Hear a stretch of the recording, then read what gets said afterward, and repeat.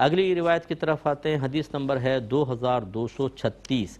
حضرت جابر بن عبداللہ رضی اللہ تعالی عنہ اس کے راوی ہیں۔ وہ بیان کرتے ہیں کہ انہوں نے فتح مکہ کے سال رسول اللہ صلی اللہ علیہ وسلم کو یہ فرماتے ہوئے سنا، اور اس وقت آپ مکے میں تھے۔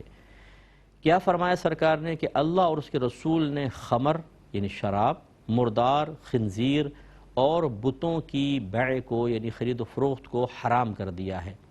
آپ سے پوچھا گیا یا رسول اللہ مردار کی چربی کے متعلق بتائیں، کیونکہ اس کو ہم اپنی کشتیوں پر ملتے ہیں اور اس کا تیل کھالوں پر ملا جاتا ہے اور لوگ اس سے اپنے چراغ جلاتے ہیں۔ آپ نے فرمایا کہ نہیں، وہ حرام ہے، اللہ یہود پر لعنت کرے۔ جب اللہ نے ان پر مردار کی چربی حرام کی تو انہوں نے اس کو پگھلا کر اس کو فروخت کیا، پھر اس کی قیمت کھائی۔ تو مردار سے اس طرح کا انتفاع چربی وغیرہ سے سرکار نے منع فرمایا۔ کھال سے تو آپ پیچھے بات گزر چکی ہے کہ سرکار نے بکری کو دیکھا، فرمایا اس کو کسی کھال کیوں نہیں نکال لی کہ اس سے استفادہ کیا جاتا، لیکن چربی وغیرہ استعمال کرنا منع ہے۔ تو خمر کی بیع کو حرام کر دیا۔ خمر کہتے ہیں انگور کی شراب کو۔ عربوں میں اس وقت کئی قسم کی شرابیں چل رہی تھیں، لیکن اللہ تبارک و تعالی نے خاص قرآن میں خمر کا لفظ بیان فرمایا۔ جو انگور کی شراب بغیر پکائی ہوئی ہوتی ہے اس کو کہتے ہیں خمر، یعنی وہ برتن میں انگور ڈال کر اس کو سیل پیک کر کے اور اس کو زمین میں وہ لوگ دفنا دیا کرتے تھے، اور ان کو پتہ تھا کتنے دن میں یہ سڑے گا انگور اور اس میں جھاگ پیدا ہو جائے گا اور پھر نشہ پیدا ہوگا۔ اتنے دن تک اس کو دفنا کر رکھتے تھے اور پھر اس کو باہر نکال کے چھان لیتے تھے، وہ تھی خمر۔ اس کا ایک ایک قطرہ حرام ہے، چاہے نشہ لائے یا نہ لائے۔ اور اسی پر قیاس کر کے پھر امام محمد رحمۃ اللہ علیہ کا فتویٰ ہے کہ دیگر تمام ہر طرح کی شراب وہ حرام ہے اور نجاست غلیظہ ہے۔ سرکار نے خمر کی بیع کو حرام قرار دیا فتح مکہ کے موقع پر۔ اس سے خصوصاً میرے وہ بھائی جو باہر کے ملکوں میں رہتے ہیں وہ ذرا درس حاصل کریں کہ جو بعض اوقات شراب بیچ رہے ہوتے ہیں۔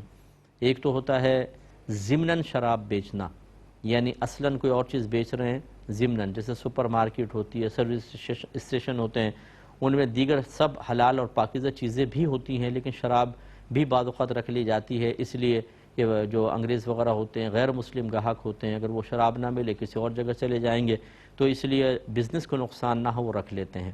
لیکن ان سے بھی میری گزارش ہے کہ نبی کریم صلی اللہ علیہ وسلم نے بیع کی خمر کی بیع کو حرام قرار دیا ہے، لہٰذا آپ ہرگز نہ رکھیں۔ اس کے لیے بہتر یہ ہے کہ وہ ٹھیکہ کسی غیر مسلم کو دے دیں، وہ شراب کا کام کرے، اور اس سے آپ چاہے اپنی جگہ اگر آپ کی سپر مارکیٹ ہے اس کا رینٹ لے لیں، اس جگہ کا تھوڑا سا ایک حصہ مختص کر دیں، وہی یہ کام کرے اور غیر مسلم کو بیچے، آپ خرید و فروخت کا معاملہ نہ کریں۔ یہ تو ان کے لیے مشورہ ہے۔ اور وہ جو خاص شراب کے سٹور کھولے ہوئے ہیں اور شرابیں دھڑلے سے بیچ رہے ہیں، اور بعض تو ایسے ہیں کہ اس سے حاصل شدہ نفع کو اس قدر محبوب رکھتے ہیں کہ اگر کوئی اللہ اس کے رسول کا پیغام سنائے تو وہ اس سے لڑنا شروع کر دیتے ہیں۔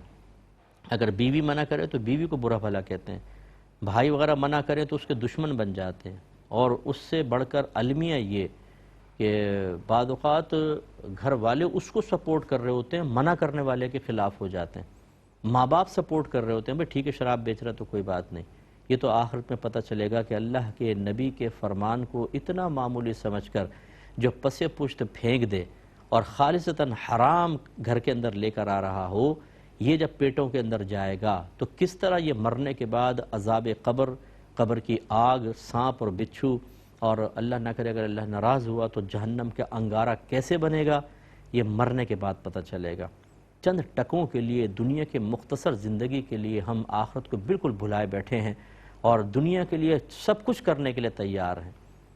یعنی کچھ خیال کرنا چاہیے، ہمیں سوچنا چاہیے کہ ہم صرف باہر کے ملکوں میں رہنے کے لیے اور وہاں پر ایک آسانی کی زندگی گزارنے کے لیے بعض اوقات اس طرح کے حرام ذریعے اختیار کر کے اپنے آپ کو جب لوگوں کے درمیان عزت ملتے دیکھتے ہیں تو بڑا فخر کرتے ہیں کہ ارے یار کوئی بات نہیں، اگر کچھ حرام کام کر بھی رہے ہیں تو عزت کتنی ہے۔